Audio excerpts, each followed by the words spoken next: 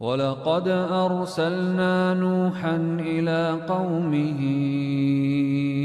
إني لكم نذير مبين ألا تعبدوا إلا الله إني أخاف عليكم عذاب يوم yang digunakan wasilah untuk berdoa terkadang akan cepat mampu mengabulkan apa yang kita mohonkan.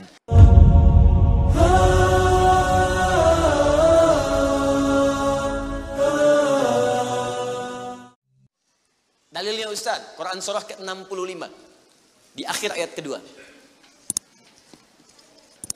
Di akhir ayat kedua, di awal ayat ketiga. Wa may yattaqillaha yaj'al lahu makhraja wa yarzuqhu min haitsu la.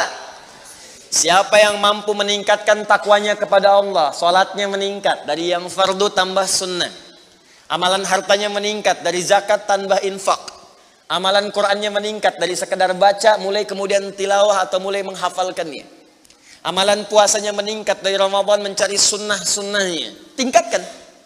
Maka pengertian persamaannya ya ja'allahu makhraja. Semakin meningkat takwanya, semakin aku tuntaskan semua persoalan kehidupannya.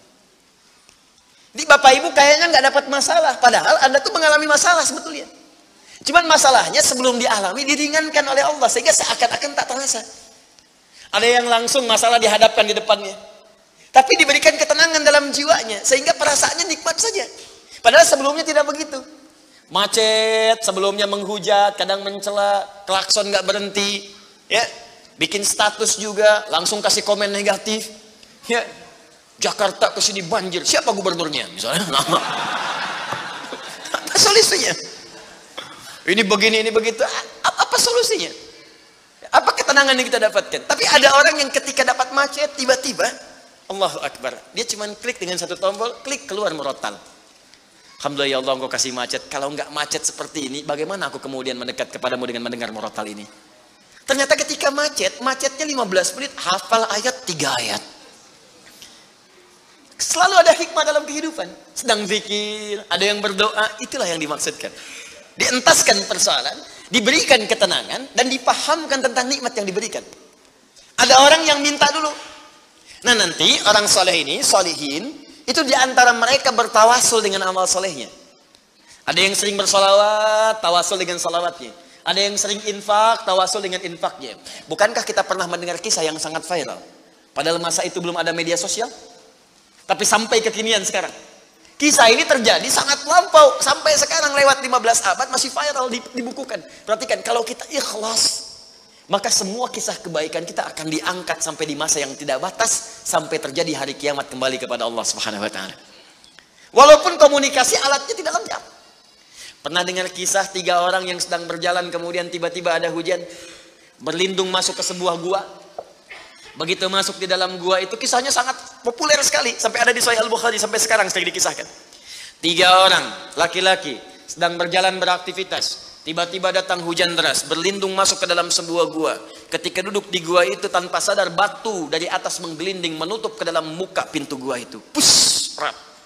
Saking padatnya tidak meninggalkan celah yang cukup untuk mereka keluar. Akhirnya setelah reda berusaha untuk mendorong. 3 orang nggak sanggup. 1 lemas, yang 2 dorong makin nggak sanggup. 1 lebih lemas, 1 orang dorong ya sama betul-betul nggak sanggup. 3 aja nggak sanggup, 1 pengen dorong, nggak bisa.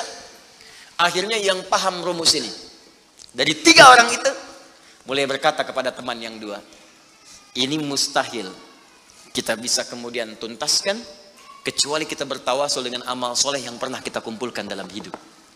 Jika kita sudah merasa tak mampu sebagai makhluk, maka ini tanda dari Allah untuk meminta kepada Khalik.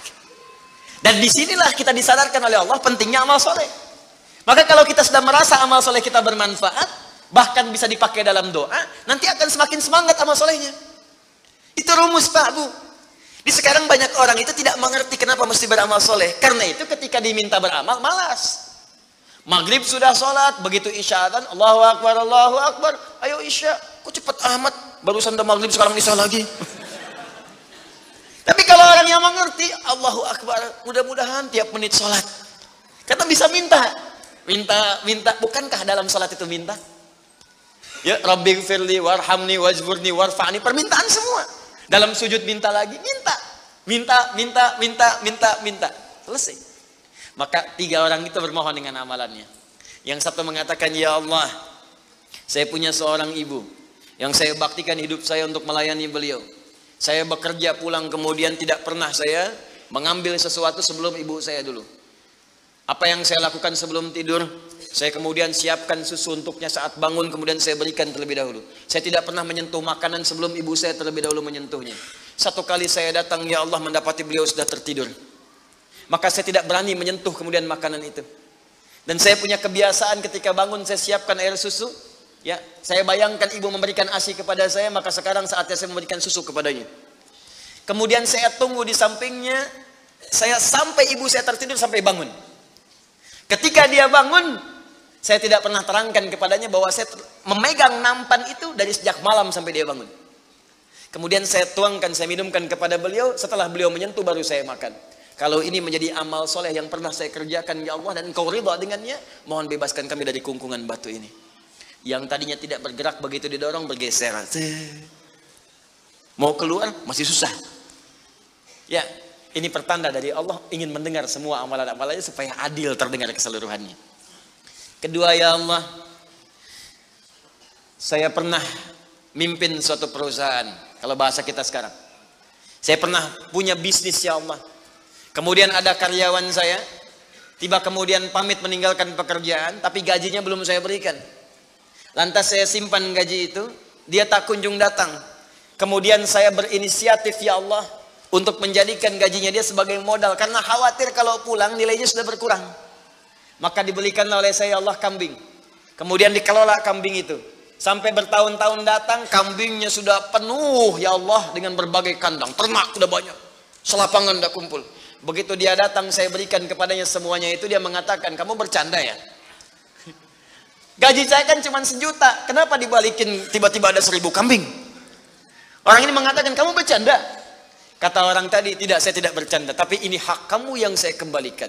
Dikisahkan kisahnya, saya belikan kambing, saya jaga dengan rawat dengan baik. Lantas dia mengambil semua kambing itu, ya Allah, tanpa memberikan kepadaku sedikit pun. Makasih ya, pergi gitu kan. Masya Allah. Ya gitu, kalau Baduy itu unik gitu ya, bukan yang di sini, Arab maksudnya, ya. Unik gitu. Jadi lugu, polos, berangkat. Ya, apa yang terjadi? Maka aku pun, ya Allah, menerima dengan berharap ridhomu saja tanpa meminta imbalan sedikit pun darinya. Dia pergi meninggalkanku, aku mengharap ridho darimu. Maka aku bermohon kepadamu, ya Rabb, kalau dengan itu kemudian engkau ridho, maka bebaskan kami dari kungkungan batu ini. Didorong, geser lagi. Perhatikan bagian yang ketiga ini. Ini tidak mudah karena termasuk bagian dari dosa besar. Meninggalkan dosa besar mendatangkan anugerah yang berlimpah tanpa batas. Ya Allah, dulu aku seorang rentenir. Wah, banyak sekarang nih. Ya, yang benjol-benjol, yang catat-catat. Dulu aku seorang rentenir. Ya. Kemudian, ya Allah, aku pinjamkan kepada orang-orang untuk mengambil bunga yang berlipat dan lebih banyak. Tapi aku mencintai seorang putri dari pamanku. Setiap aku lamar dia selalu menolak. Putrinya itu orang soleh, Pak, Bu, baik. Makanya di Quran jelas orang soleh nggak akan dipertemukan dengan yang kurang baik. Tapi jangan pesimis dulu. Caranya jadi orang baik dulu, nanti akan diarahkan pada yang baik. Sabar. Datang sendiri nanti. Ya. Maka apa yang terjadi? Satu saat aku punya kesempatan karena pamannya ternyata butuh modal, aku pinjamkan. Lama dia kemudian tidak bayar-bayar sampai menggelinding hutangnya begitu banyak terkumpul. Datanglah kemudian anak gadisnya kepadaku untuk minta keringanan. Maka aku katakan kepadanya, malam ini pun hutang bapakmu aku akan lunasi seluruhnya tanpa kecuali kalau malam ini engkau mau bergaul denganku. Maka anak perempuan itu sedih, merasa terancam, tapi tak mampu berbuat banyak untuk bapaknya, dia pasrah kemudian mengiyakan. Di malam itulah sejak aku siap-siap untuk menggaulinya, tiba-tiba si gadis itu dengan fitrah lisannya mengatakan, nih kalau orang nggak pernah maksiat, ini kalimatnya itu tinggi sekali. Besar, pengaruhnya banyak. Kata perempuan ini, ittaqillah, paman, bertakwalah kepada Allah. Satu kalimat di gadis itu menggetarkan pada jiwaku, melahirkan rasa takut yang sangat dalam. Aku lari meninggalkannya sambil mengatakan, sudah, bapakmu tak ada utang lagi padaku. Dan aku lari meninggalkannya. Ya Allah, kalau dengan perbuatan itu engkau ridha yang menjadikan aku bertobat sampai sekarang, maka mohon ya Allah bebaskan kami dari kungkungan batu ini. Begitu mau didorong, batunya sudah menggelinding jauh meninggalkan mulut gua itu. Kumpulan amal soleh yang digunakan wasilah untuk berdoa terkadang akan cepat mampu mengabulkan apa yang kita mohonkan. Apalagi kalau yang dimintakan adalah pengalaman meninggalkan perbuatan maksiat yang besar. Kadang maksiat-maksiat itu jangan diikuti.